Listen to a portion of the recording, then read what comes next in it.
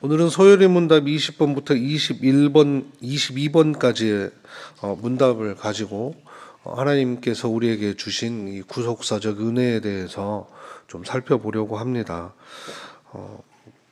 공부하는 시간보다는 하나님께서 우리에게 행하신 일들을 기억하면서 좀 감사하고 예배하는 시간이 되었으면 좋겠습니다. 먼저 문답을 좀 20번부터 22번까지 같이 읽어보겠습니다. 20번 문답을 읽어보겠습니다. 하나님께서 모든 인종을 죄와 비참한 지위에서 멸망하게 버려두셨는가?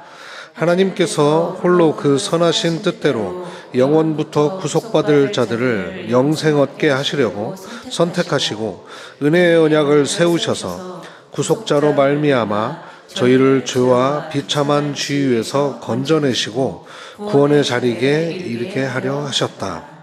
아멘. 21문을 읽겠습니다. 하나님의 선택하신 자의 구속자가 누구신가? 하나님의 선택하신 자의 구속자는 다만 주 예수 그리스도 뿐이신데 그는 하나님의 영원한 아들로서 사람이 되셨으니 그 후로 한 위에 특수한 두 가지 성품이 있어 영원토록 하나님이시요 사람이시다. 22문입니다. 그리스도께서 하나님의 아들로서 어떻게 사람이 되셨는가? 하나님의 아들 그리스도께서 사람이 되신 것은 참 몸과 지각 있는 영혼을 취하사 성령의 권능으로 동정녀 마리아에게서 잉태되어 탄생하셨으나 죄는 없으시다. 아멘. 오늘 읽었던 에베소서 1장 4절부터 7절까지의 말씀이 이 22문부터 20문부터 22문까지의 말씀, 그 문답을 내포하고 있는 말씀으로 보여집니다. 인간이 죄를 범해서 죽음에 이르게 되었습니다. 오늘 제가 드리는 말씀은 아마 신앙생활을 이렇게 몇 년 이상 하신 분들은 이미 다 알고 있는 말씀일 것이고, 들으면서 저 아는 얘기를 왜 또 하나 라고 생각할 수도 있을 것 같습니다. 근데 제가 오늘 지난 주간 한 주간 동안 이 말씀을 준비하면서 제 안에 들었던 마음은 이미 알고 배웠고 또 내가 믿고 있는 그 말씀이 우리 안에서 다시 한번 새로워졌으면 좋겠다라는 마음이 들었습니다. 우리 안에서 오늘 전해지는 이 말씀을 통해서 하나님께서 우리를 향해서 가지고 계셨던 그 계획과 그 은혜를 우리가 다시 한번 깊이 고민하고 생각하고 경험하고, 혹시라도 또 그 은혜와 그 구속사적 계획에 대해서 잘 모르셨던 분이 있다면 이 시간을 통해서 그 하나님의 은혜 가운데, 그 은혜의 경륜 안에 우리가 확고하게 들어갈 수 있는 귀한 시간이 되었으면 좋겠습니다. 인간이 죄를 범해서 죽음에 이르게 되었습니다. 그 죽음이라는 것이 궁극적으로는 하나님과 관계의 단절을 의미합니다.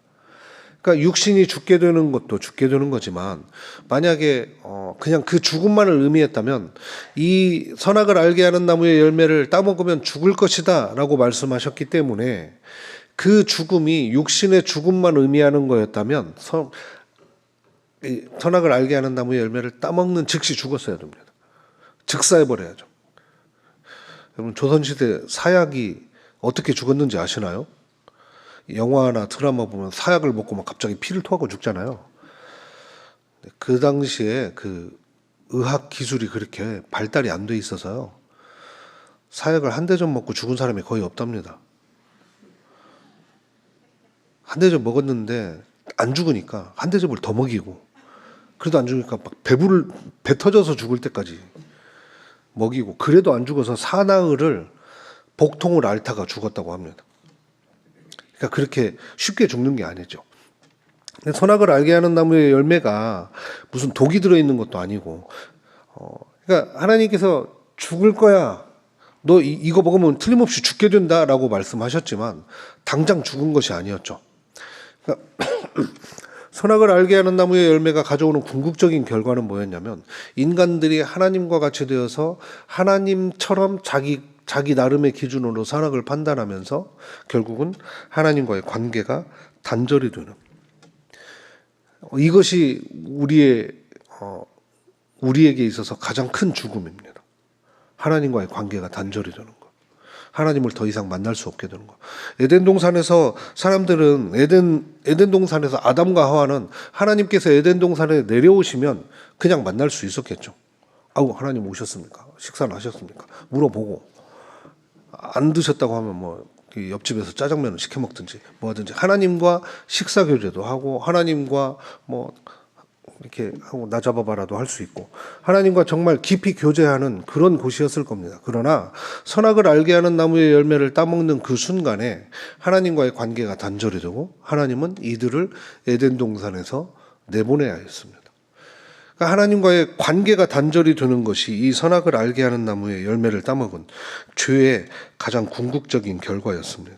죄로 인해서 인간들은 하나님을 볼 수 없었고 하나님을 만날 수 없게 된 그 인간들을 위해서 하나님께서 계획을 세우시죠.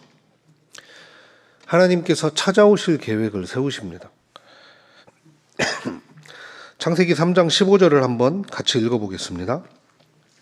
내가 너로 여자와 원수가 되게 하고 네 후손도 여자의 후손과 원수가 되게 하리니 여자의 후손은 네 머리를 상하게 할 것이요 너는 그의 발꿈치를 상하게 할 것이니라 하시고 이미 아담과 하와에게 너희가 죄를 지었기 때문에 이런 벌을 받아야 돼 라고 말씀하시는 그 순간에 하나님은 이들을 구원할 계획을 세우시면서 우리가 흔히 이야기하는 원시복음이라고 하는 이 복음을 이들에게 주어졌습니다. 그래서 여자의 후손과 뱀이 원수가 되게 해서 여자의 후손이 뱀의 머리를 상하게 하고 뱀은 여자의 후손의 발꿈치를 상하게 하는 어떤 사건이 떠오르시나요? 십자가 사건입니다. 왜 예수님이 죽으셨는데 왜 발꿈치를 상하게 됐냐? 죽으셨다가 부활하셨잖아요. 뱀의 후손의 머리가 상하게 된 것은 사탄이 가지고 있는 가장 큰 권세인 죽음, 그것을 예수님께서 이기셨기 때문에 사탄은 머리가 상하게 된 것이고 예수님은 죽은 것처럼 보였지만 다시 부활하심으로 죽음을 이기고 승리하셔서 뒤꿈치만 상한 것처럼 보이게 되는 것입니다. 이것이 우리에게 주어진 원시복음이었습니다. 이 복음을 이미 주시면서 하나님께서는 인간들을 구원할 계획을 세우신 것이죠. 그래서 구약 성경 전반에서 보면 하나님께서 이제 나중에 한 사람을 택하십니다. 아브라함이라는 한 사람을 택하셨고 이 아브라함에게 약속을 주시면서 창세기에서 무려 아브라함과 5번이나 언약을 맺으시면서 나라를 만들게 하시고 후손이 많아지게 하시고 땅을 주시고 그가 장수할 수 있게 해주시며 믿음의 조상이 되게 해주십니다. 복의 근원이 되게 해주셨죠. 그러면서 한 나라가 세워지게 하시고 이 나라를 통하여서 온 세상을 구원할 메시아가 오실 것이다라는 그 예언을 구약 성경 안에서 계속해서 주시고 계십니다. 구약에 예언된 예수 그리스도에 대한 모습들이 우리가 기억하고 있는 것들이 아마 많이 있을 것입니다. 시편, 미가서, 나훔, 이사야서, 예레미야서 여러 곳에서 이 땅에 오실 예수님에 대해서 이야기하고 있죠. 이사야 53장 4절에서 6절 그 대표적인 구절을 한번 함께 읽어보겠습니다. 그는 실로 우리의 질고를 지고 우리의 슬픔을 당하였거늘 우리는 생각하기를 그는 징벌을 받아 하나님께 맞으며 고난을 당한다 하였노라. 그가 찔림은 우리의 허물 때문이요 그가 상함은 우리의 죄악 때문이라. 그가 징계를 받음으로 우리는 평화를 누리고 그가 채찍에 맞음으로 우리는 나음을 받았도다. 우리는 다 양 같아서 그릇 행하여 각기 제 길로 갔거늘 여호와께서는 우리 모두의 죄악을 그에게 담당시키셨도다. 아멘. 제가 유튜브 영상을 하나 보다가 어떤 사람이, 그러니까 기독교인이 이 구절을 무슬림한테 읽어주는 걸 봤습니다. 지나가는 무슬림을 붙잡고 이 구절을 읽어줬습니다. 이 이사야 53장의 말씀을 읽어줍니다. 그리고 무슬림에게 물어봤습니다. 지금 이게 성경인데 성경에서 말하는 이 사람이 누구일 것 같냐? 그랬더니 무슬림이 뭐라고 대답을 하냐면 너희가 믿는 예수 아니냐? 라고 대답을 합니다. 여러분도 지금 이게 구약 성경인데 그냥 예수님의 모습이 떠오르시잖아요. 그러니까 무슬림도 이거를 듣고 너희가 믿는 예수를 이야기하는 거 아니야? 그랬더니 그 사람이 질문을 했습니다. 그럼 이게 구약 성경에 나오겠냐? 신약 성경에 나오겠냐? 당연히 신약 성경이지 이렇게 얘기해요. 아니야, 이게 너희도 믿고 있는 이사야서에 나오는 말씀이야. 그랬더니 그 사람이 깜짝 놀라서 성경을 다시 찾아봅니다. 구약 성경에 이미 예수 그리스도에 대한 말씀들이 이렇게 기록이 되어 있습니다. 놀랍지 않습니까? 이사야 44장, 45장에 보면요, 고레스의 이름이 나옵니다. 이사야서는 언제 기록됐냐면 히스기야 때, 그러니까 BC 8세기에 기록이 됐는데 고레스는요, 이로부터 한 300년 후의 사람입니다. 근데 300년 전에 고레스의 이름이 기록이 되어 있습니다. 이것도 놀라운데 800년 후에 오실 예수님이 여기에 묘사가 되어 있어요. 다윗은요, 다윗은 BC 10세기 사람입니다. 10세기, 11세기 요때 사람입니다. 다윗의 시편에도 예수님의 묘사가 되어 있잖아요. 그러니까 1000년 전에 이미 예수님의 묘사가 되어 있는 거죠. 예수님이 오실 것에 대해서 모세가 출애굽을 한 것이 BC 1446년이니까 창세기, 출애굽기, 레위기, 민수기, 신명기가 BC 1446년 이후에, 그러니까 가장 먼저 쓰여진 성경이 그때라고 쳐도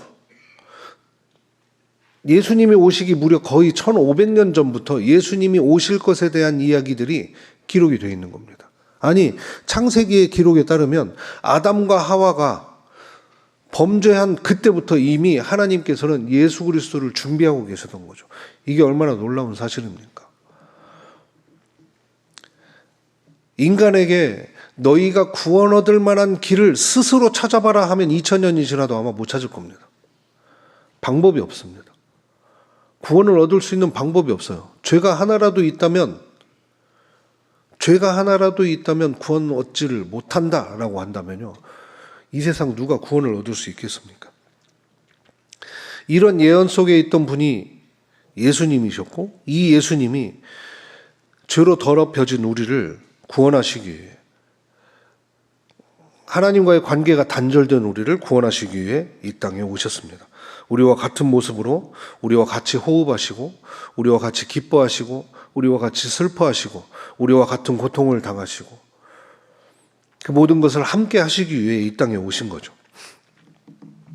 여러분, 그림을 몇 개 보고 싶습니다. 이게 무슨 그림일까요? 태양하고 지구하고 차이를 묘사한 겁니다.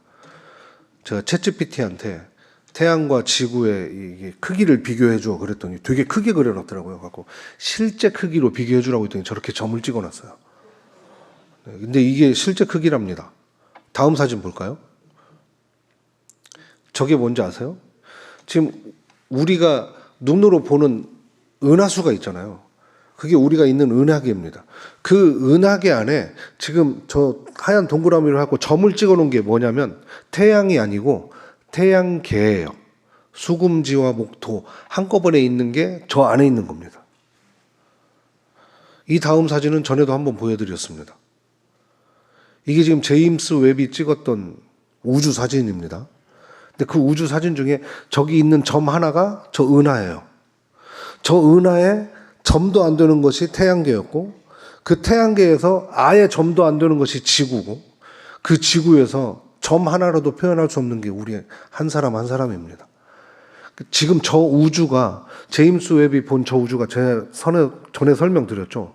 저게 하늘에다가 모래알을 하나 딱 대갖고 하늘을 가린 상태로 그거를 확대한 게 저만큼인 거예요. 그러니까 지금 이 우주가 얼마나 넓은지 아시겠죠. 근데 이 우주를 창조하신 하나님, 그 하나님과 같은 성자 예수 그리스도께서 우리와 같은 모습으로 오셨습니다. 이 땅에. 그 위대하신 하나님이 우리와 같이 되셨습니다. 요한복음 1장 1절을 같이 읽어보겠습니다. 태초에 말씀이 계시니라. 이 말씀이 하나님과 함께 계셨으니 이 말씀은 곧 하나님이시니라. 예수께서 태초에 하나님과 함께 계셨습니다. 말씀이 곧 하나님이셨습니다. 1장 14절에서 그래서 이렇게 이야기하죠. 말씀이 육신이 되어 우리 가운데 거하심에 우리가 그의 영광을 보니 아버지의 독생자의 영광이요 은혜와 진리가 충만하더라. 예수께서 이미 태초에 하나님과 함께 계셨고 하나님과 함께 이 세상을 창조하셨습니다. 예수님도 우리의 창조주이십니다. 그 창조주이신 분이 우리와 같은 모양으로 같은 육신을 입고 이 땅에 오셨습니다. 같은 혈과 육을 가지고 이 땅에 오셔서 우리와 같은 고통을 당하셨습니다. 예수님은 이 땅에 오실 때 완전한 인간으로 완전한 하나님으로 오셨습니다. 완전한 인간으로 오셨기 때문에 저희 신학교 처음에 딱 들어가서 교리 공부할 때요, 교수님이 문제네요. 예수님은 하나님이냐 사람이냐. 신학교 1학년이 뭘 알겠습니까? 뭐라고 대답할까요? 교수님 눈치를 보죠. 하나님 하고 하면 땡 이래요. 사람 사람이 어떻게 죽은 자를 살리냐고. 땡. 그럼 하나님 하면 어떻게 하나님이 십자가에 못 박혀갖고 고통을 당하냐. 신인데 못 뽑아버리면 되지. 그러면 뭐라고 할까요? 반반? 치킨도 아니고. 그러면 하나님이 반인 반신의 괴물이냐? 이렇게 물어봐요. 결론은 완전한 하나님이고 완전한 사람이시다. 이렇게 이야기하십니다. 완전한 하나님이고 완전한 사람으로 오신 것이 성경 안에서 보면요, 우리가 느끼고 알 수 있게 됩니다. 예수님의 일정 부분은 사람이고 일정 부분은 하나님이셨다. 이렇다면 정말 그 교수님의 말처럼 예수님 괴물이죠. 사람도 아니고 하나님도 아니고. 우리가 우리의 생각으로 이해할 수 없지만 어떻게 이해하겠습니까? 그 큰 우주를 만드신 창조주를 그 티끌과 같은 우리가 어떻게 이해하겠습니까? 사람이 사람을 자꾸 이렇게 굉장히 위대하게 생각을 해요. 사람이 자기들이 열심히 연구해가지고 막 달도 갔다 오고 우주로도 막 뭘 보내고 막 하니까 굉장히 자기들이 뭔가 이렇게 뛰어난 것처럼 생각을 합니다.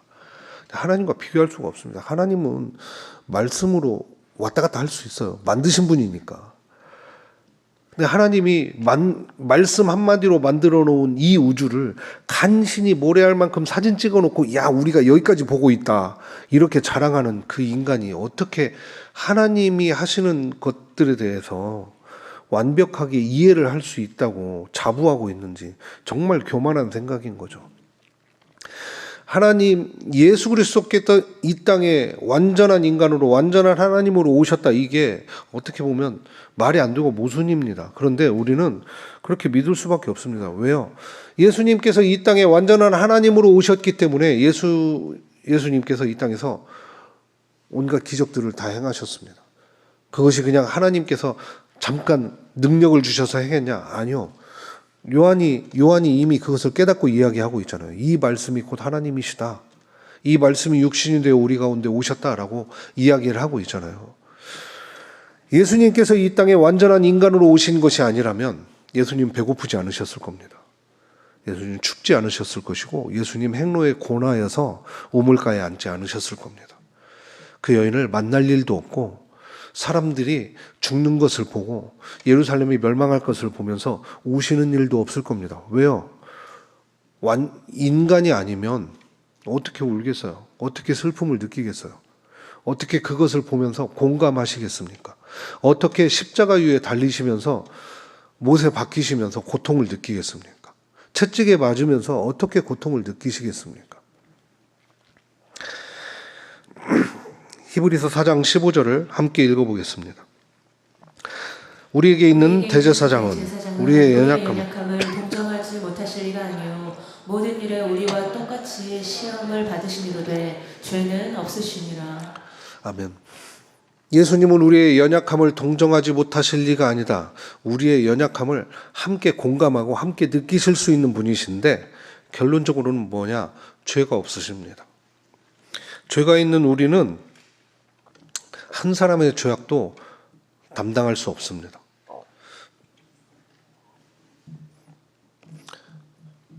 어떤 사형수가 있는데 감옥에서 이제 사형 당할 날을 기다리고 있는데 무기징역 받은 죄수가 어느 날 이 사람하고 너무 친해져 내가 감동이 돼갖고 대통령한테 편지 써. 내가 이 사람 대신 죽을 테니까 이 사람을 살려달라고. 됩니까 그게? 이놈은 무기징역, 이놈은 사형인데 얘가 얘 대신 죽겠다고 하면 그게 성립이 되나요? 안 되죠.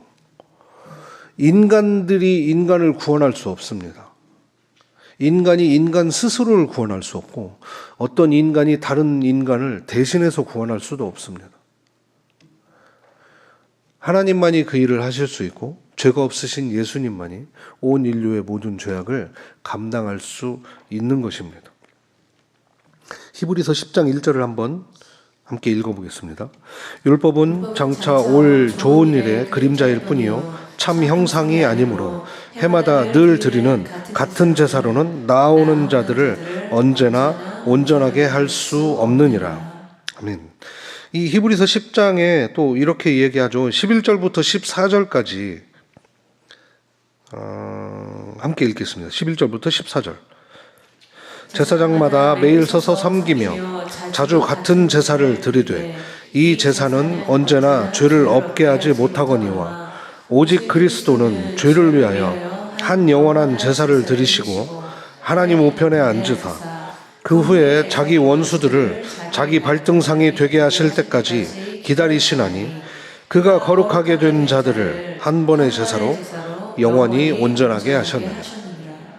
11절을 보면 제사장마다 매일 서서 섬기며 자주 같은 제사를 드렸다라고 이야기합니다. 이 매일 서서 섬겼다는 것이 결국은 대속죄일의 제사입니다. 매일의 제사일 뿐만 아니라 대속죄일의 제사를 이야기합니다. 이 매일과 이 뒤에 나타나는 이 제사는 언제나 죄를 없게 하지 못한다는 언제나와 이어집니다.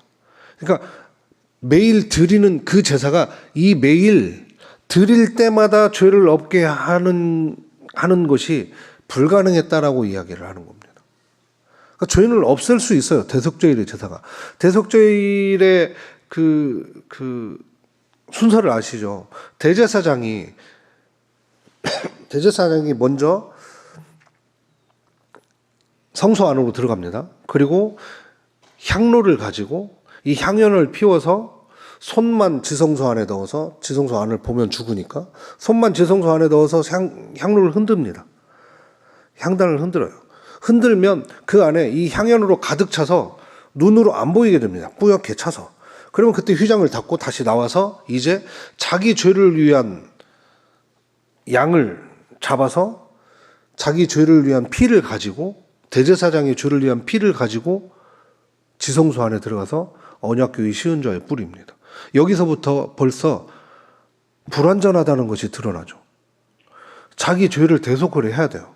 자기 먼저 속죄를 받지 않으면 온 백성을 위한 속죄제를 집도할 수가 없어요. 그러니까 자기가 먼저 용서받아야 돼서 들어갑니다. 들어가서 만약에 죄를 용서받지 못하고 거기서 죽어버리면 그 해 대속죄일은 거기서 끝납니다. 이 사람들은 1년을 더 기다려야 됩니다. 모두가 다 용서받기 위해서. 그럼 각자 속죄제 드리면 되지? 각자 속죄제를 드리기 위해서 줄을 서 있어도요 1년에 한 번 드리기 어려웠다고 해요. 사람이 너무 많으니까. 그러니까 가서 속죄제를 드리려고 딱 갔는데 양을 가지고 딱 갔더니 번호표 뽑으세요. 번호표 딱 뽑았더니 8670번 막 이렇게 돼 있는 거죠. 일주일 후에 다시 오세요. 이렇게 되니까 이거를 1년에 한 번 드리기 어려우니까 이 사람들이 가장 기다리는 날이 언제냐면 대속죄일입니다. 근데 대제사장이 대속죄일에 자기 죄를 용서받기 위해서 피를 가지고 들어갔을 때 여기서 이제 잘못된 전설 같은 이야기가 나오죠. 발목에 밧줄을 묶고 들어갔다. 방울 달고. 그 안에서 죽어버리면 이제 들어가면 안 되니까 밧줄을 이렇게 30분 이상 소리가 안 나면 이렇게 시체를 이렇게 밧줄로 끄집어냈다라는 전설이 나타나는데 성경에 없습니다. 제사장 옷에 수술은 달려있는데 방울은 안 달려있어요. 그리고 결정적으로 성소 안에 들어갈 때요 겉옷 벗고 들어갑니다. 방울은 밖에 있어요. 네, 그런 이야기가 제가 어렸을 때 주일학교 선생님이 얘기해 주셨는데 그분을 제가 찾아야 돼요. 수정을 좀 해줘야 돼요. 그거 아니라고. 어디 가서 그런 소리 하시면 안 된다고. 네, 어디 가서 그런 소리 하시면 안 됩니다. 주일학교 교사분들. 네, 그런 소리 하시면 안 됩니다. 저도 엉뚱한 소리 한 거 있었다고 했잖아요. 물두멍에 제사 드리고 나서 묻은 피를 씻는 곳이라고. 물두멍에 물은 항상 이렇게 붉은색으로 오염돼 있었다. 막 들을 때는 은혜로운데 전혀 그거 아니거든요. 네, 성소 안에 들어갈 때 손발에 묻은 먼지를 씻는 용도입니다. 네, 제사는 밖에서 드려요. 네, 잡고 하는 거는 피 묻는 일은 다 밖에서 합니다. 그러니까 물두멍에 이 피 묻은 손 씻는 일은 없습니다.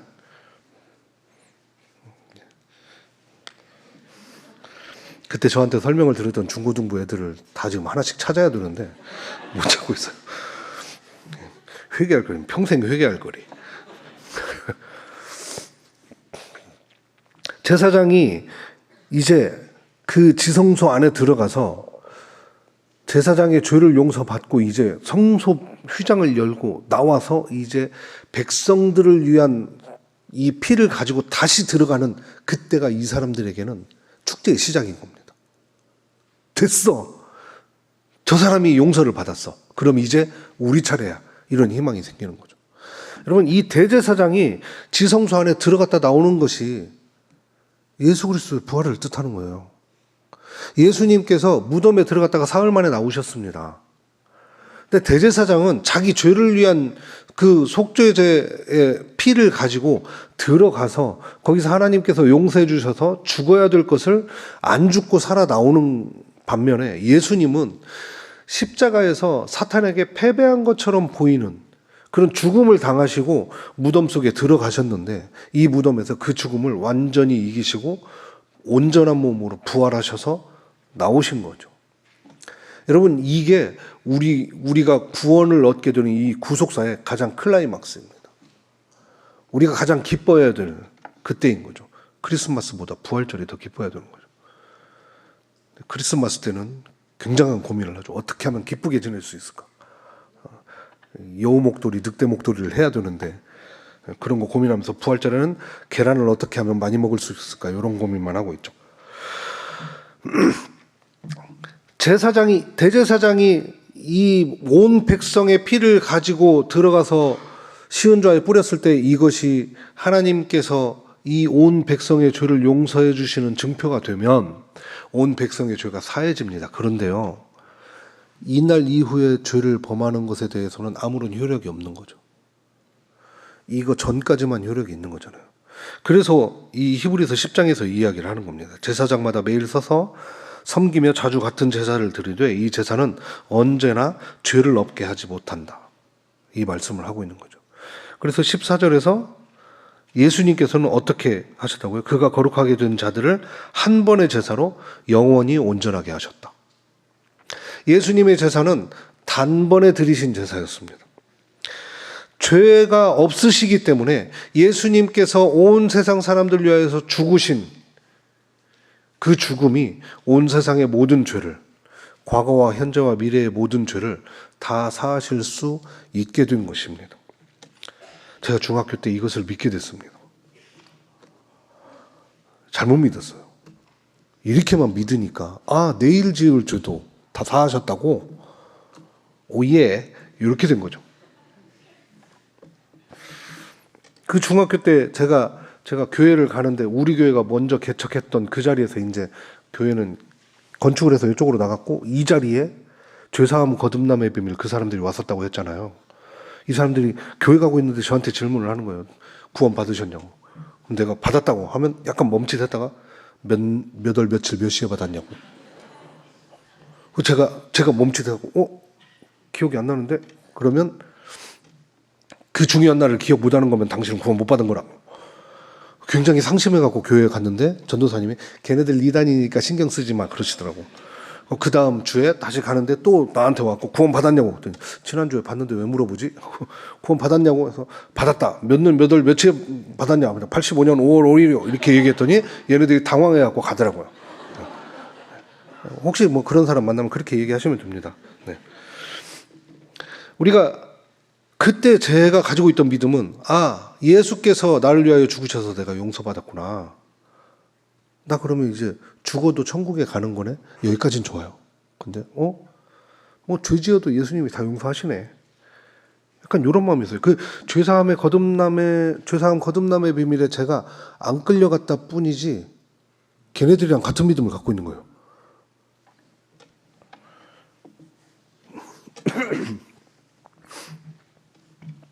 히브리서 10장 19절 말씀입니다. 같이 읽어보겠습니다.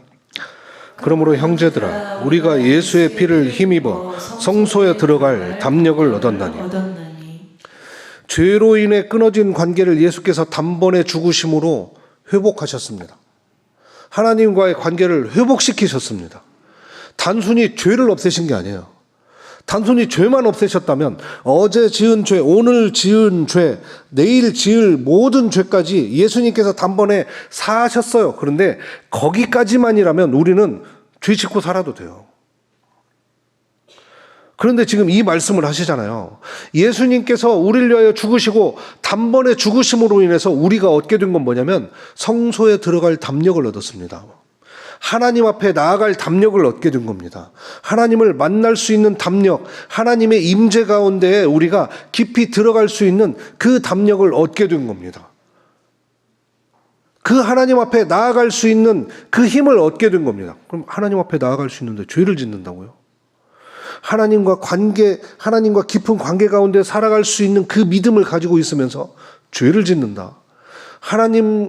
하나님과 이 끊어진 관계가 회복되고 내 모든 죄가 사해져서 내가 이제는 하나님을 정말 온전하게 서서 하나님의 얼굴을 눈 똑바로 뜨고 바라볼 수 있는 그런 힘을 얻었다, 그런 자격을 얻었다라고 하는데 죄를 짓는다. 물론 우리가 아직 완전한 하나님의 나라에 들어가지 않았기 때문에, 완전한 하나님의 나라가 임한 것이 아니기 때문에 우리가 육신을 입고 있기 때문에 실수할 수 있습니다. 그런데 흔히 그런 비유하죠. 새가 날아가다가 내 머리에 똥을 싸고 갈 수는 있어요. 근데 새가 내 머리에 집을 짓는 건 말이 안 되는 겁니다. 우리가 잠깐의 실수로 죄를 저지를 수 있어요. 잠깐 유혹에 빠질 수 있습니다. 그런데 하나님께서 깨닫게 하는 순간 바로 돌이켜야 됩니다. 하나님께서 우리에게 알게 하세요. 내가 죄를 짓는데도 깨닫지 못한다면 더 심각하게 고민하고 기도해 봐야 됩니다. 하나님, 나를 버리신 겁니까? 하나님, 내가 죄 가운데 있을 때 빨리 나를 깨닫게 해주세요. 하나님, 내가 죄에 한 걸음 가까이 갈 때, 발을 디뎠을 때가 아니라 죄에 조금이라도 가까이 가려고 할 때 하나님, 나를 깨닫게 해주세요. 주의 영으로 나를 깨닫게 해주세요. 이 기도가 있어야 되고 이 태도가 필요합니다. 예수 그리스도로 인하여서 하나님과의 관계가 회복됐다면 하나님께서 우리에게 죄를 깨닫게 하십니다. 근데 어떻게 같은 죄를 계속해서 반복해서 짓습니까? 이것은 죄를 즐거워하는 것이죠. 하나님의 구원을 무시하는 행동이죠. 어쩌면 하나님이 나를 구원하신 것도 알고 예수님께서 날 위해서 죽으신 것도 아는데 내가 여기까지는 좀 내가 하면서 살고 싶어요. 그렇게 피곤하게 살 거 아니잖아요. 약간 이런 마음이 있는 거죠. 그렇게 하다가 이제 엘리베이터 올라가면 가랭이가 찢어지는 거죠. 소리문답 20문에서 22문은 비참한 죄에 빠졌던 그 죄의 지위에 있던 우리를 그냥 내버려두지 않고 구속사를 계획하고 이루신 하나님의 은혜를 이야기합니다. 하나님의 은혜는 예수 그리스도를 이 땅 가운데 보내셔서 단번에 우리의 모든 죄를 사하시고 우리가 하나님 앞에 나아갈 담력을 얻게 하신 겁니다. 그것이 우리에게 가장 큰 은혜인 것을 기억하면서 우리가 두려움 없이 하나님의 임재 앞에 나아가면서 이 세상 가운데서 그리스도인으로서 빛을 드러내고 살아갈 수 있기를 소원합니다.